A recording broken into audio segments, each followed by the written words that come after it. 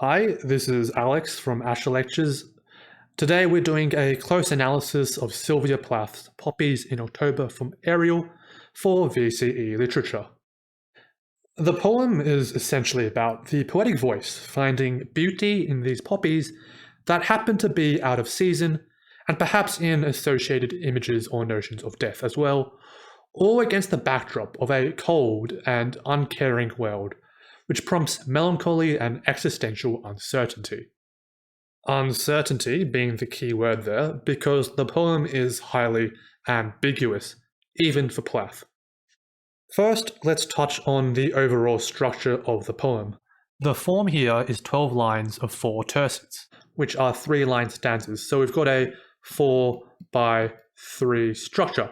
The lines are not consistent in length. The longest, the first, is 14 syllables long. The shortest, line number 6, is only 3 syllables long. Likewise, the poem is free verse. It doesn't follow any consistent meter or rhyming scheme. So the cumulative effect here is a contrast between the consistency of the tercets, perhaps representative of the bleak quotidian nature of human life, and the chaotic, uncontrolled nature of the individual lines, perhaps representative of the organic or natural world, that of the poppies. But this chaos also prevents the reader from settling. The first stanza consists of long lines, the second short lines, and it ebbs and it flows. This maybe reflects the poetic voice's emotional state. It's unbalanced, confused, uncomfortable, even amidst the beauty of the poppies. Again, there's no strict rhyming scheme, which reinforces this confused, introspective tone, as if the speaker is giving their true, unfiltered thoughts. Onto the title. So, poppies do not bloom in October, which would be, remember, autumn in the Northern Hemisphere. Poppies would typically bloom in spring, so they're out of season, out of place, and out of context. Poppies, of course, are associated with opioids, which is a lot more prominent of an image in Plath's other poem about poppies, Poppies in July, and by extension, they are associated with sleep or death. This could also be referring to the artificial poppies worn on Remembrance Day in November. Keep in mind that when this was written, probably in 1962, Plath was living in London. So once again, poppies are associated with death, this time of the deceased soldiers of the World War. So we start off with the sun clouds in the morning and how they cannot manage such skirts. Morning is a favorite time of day for Plath. We see it in Ariel, Morning Song, Sheep in Fog, etc. Think about how those uses compare and contrast to the usage here. So from this imagery, we can imagine the deep golds and reds that the illuminated clouds in the morning will give off. But this color still can't compete with the reds of the poppies and their skirts, that being their petals. The use of the active verb cannot manage here personifies the sun clouds or perhaps the morning sky, as if everything in the surrounding environment here is actively trying to one-up the out-of-season poppies. Furthermore, this metaphor comparing poppies to skirts immediately conjures or instills a sense of femininity as well into the poem. Keep an eye out for the consonants here as well. So here we have this repeated N sound. Sun clouds this morning cannot manage such skirts, as well as this sibilance with the S. Sun clouds this morning cannot manage such skirts. So here, this repetition of sound intensifies the imagery, further elevating the speaker's admiration for these beautiful images, for these beautiful poppies. Regardless, the aforementioned theme of femininity is sustained as we are introduced to a woman hemorrhaging in an ambulance. Our poetic voice is not fazed by this image. Rather, words like astoundingly connote positivity. The poetic voice approves of or is in awe of what it is witnessing, despite the morbid, grotesque images of injury the entire scene conjures. Likewise, the term blooms here equates the woman's bleeding, as well as the redness of her heart, with a blooming poppy. In tulips, red symbolizes life and its accompanying obligations. In cut, Plath again imbues the red blood of a self-inflicted wound with a morbid sense of romanticism. And as a result of this bleeding, the woman's coat has become a red coat. Red coat, of course, alluding to the military uniform historically worn by the British Army. This once again reinforces the whole Britishness of the entire poem, and by extension touches on Plath's transatlantic identity as an American living in London, etc. And again, in cut, she uses redcoats as a metaphor for her blood cells or drops of blood. There she asks whose side these redcoats are on. The side of life? Of death? To further compound this dichotomy, it is unclear why this woman is in the ambulance in the first place. And of course, if we think about an ambulance, it is a vehicle of both life and of death. Maybe she's even giving birth. Regardless, this redness once again cannot compare to the red of the poppies. Even this extraordinarily vivid, visceral sight just doesn't do them justice, just like the beautiful morning sky. So maybe our poetic voice is unhappy and unimpressed in what she finds in the world.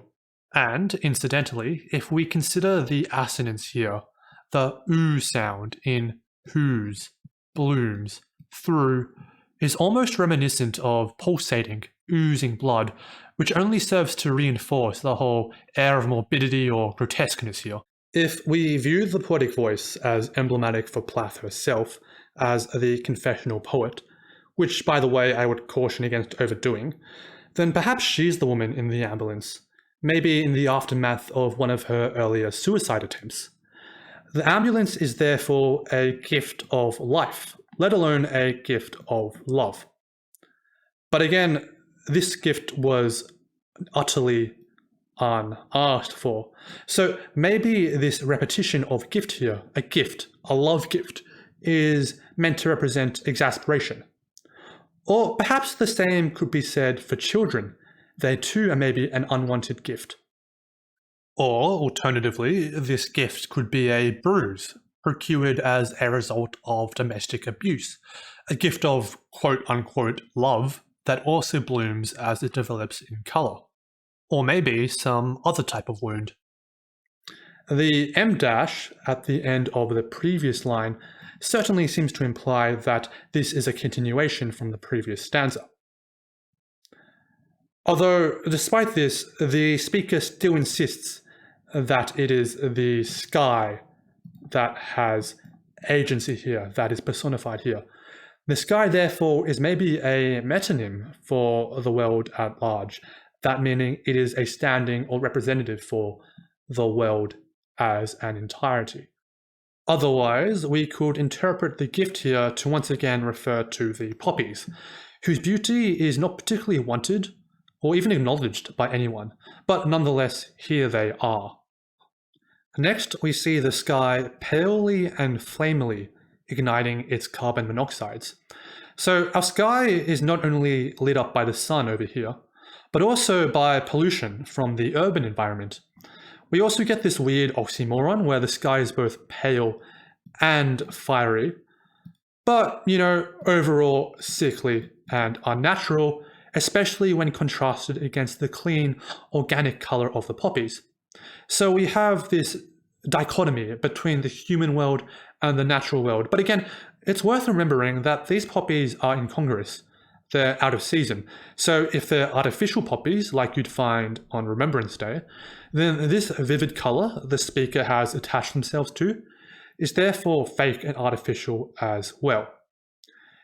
If we want to adopt the autobiographical stance, then of course Plath died from self-inflicted carbon monoxide poisoning. This could also be a catch-all reference to poisoning in general, such as in her earlier suicide attempt when she overdosed on sleeping pills. However, just as plants like our poppies here purify the air of poisons, Plath too was rescued and purified of her own self-poisoning in that particular instance. But regardless, the occupants of this human world have dull eyes and are wearing bowler hats. So they're likely men. The bowler hats, which might even be a little bit outdated by the time Plath is writing this, are like a uniform, a universal piece of clothing that all men, especially men in London, conventionally wore in society, and thus they serve as synecdoche for men in general. So the men in this society are wholly apathetic, or maybe patriarchal society as a whole is so tuned out to the beauty of the poppies here.